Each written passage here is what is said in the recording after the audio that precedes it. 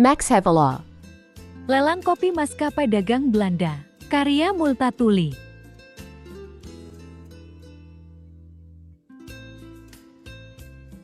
Max Havelaar Merupakan novel yang dituliskan oleh Multatuli, yang sebenarnya merupakan nama samurai yang bernama asli Edward de Westjacker, seorang mantan pegawai pemerintah Hindia Belanda. Novel ini bercerita berawal dari seorang maklar kopi yang bernama Batavus Drugstap, biasa dipanggil Tuan Drugstap, yang memiliki usaha bernama Las dan Co yang merupakan firma maklar kopi yang tinggal di Belanda. Seorang maklar kopi ini dikisahkan bagaimana keadaan di Belanda yang memang ia melihat bahwa ekonomi Belanda sendiri pun sedang lusuh dan banyak pengusaha yang gulung tikar karena itu, sehingga ia menuliskan sebuah novel yang akan mendapatkan keuntungan untuk dirinya.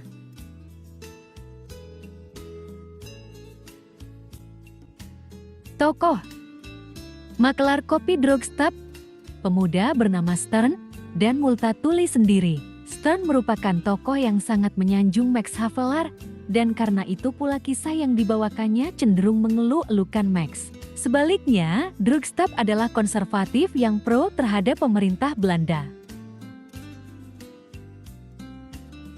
1. Sistem tanam paksa. Multatuli sendiri sangat tidak setuju dengan sistem tanam paksa yang dilakukan oleh pemerintah Belanda.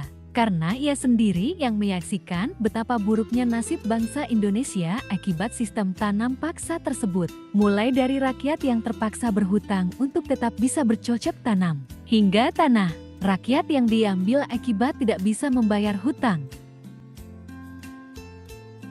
Kedua, kesewenang-wenangan pemerintah Belanda. Pemerintah Belanda memberikan iming-iming yang cukup menggiurkan kepada rakyat pribumi yang masih awam kala itu.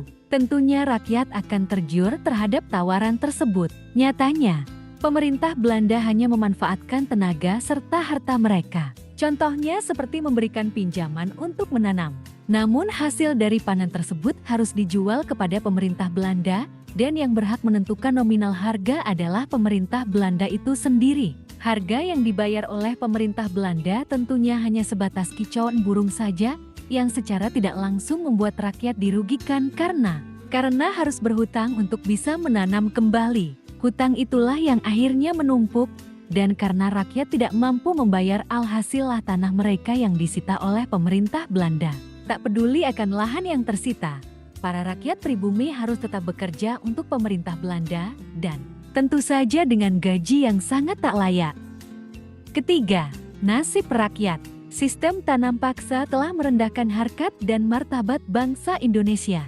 Direndahkan sampai menjadi alat bangsa asing untuk mengisi kasnya. Keadaan rakyat sudah tentu kacau, sawah dikurangi untuk keperluan tanam paksa, rakyat dipaksa di mana-mana. Hati mereka menangis, menjerit-jerit meminta keadilan. Namun sayang pemerintah Belanda terlalu kejam untuk mereka. Rakyat Indonesia menjadi sengsara.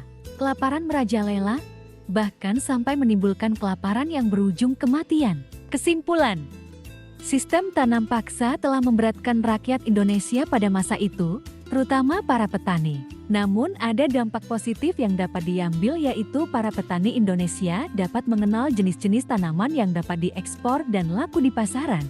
Juga mengetahui teknik penanaman yang efektif terhadap jenis tanaman tersebut. Rakyat pribumi mengenal berbagai ekonomi keuangan dan berperan serta dalam proses ekonomi dan industrialisasi. Kemunculannya berbagai kelompok baru yang bersifat lebih intelek dalam masyarakat. Selain memiliki dampak positif, hal ini juga mengandung beberapa dampak negatif, yaitu merosotnya tingkat kesejahteraan rakyat pribumi. Eksploitasi ekonomi secara besar-besaran telah melemahkan sendi ekonomi, sosial, dan budaya masyarakat. Demikian kiranya yang bisa saya sampaikan. Kurang lebihnya saya mohon maaf jika ada salah kata, dan atas perhatiannya saya ucapkan terima kasih yang sebenar-benarnya.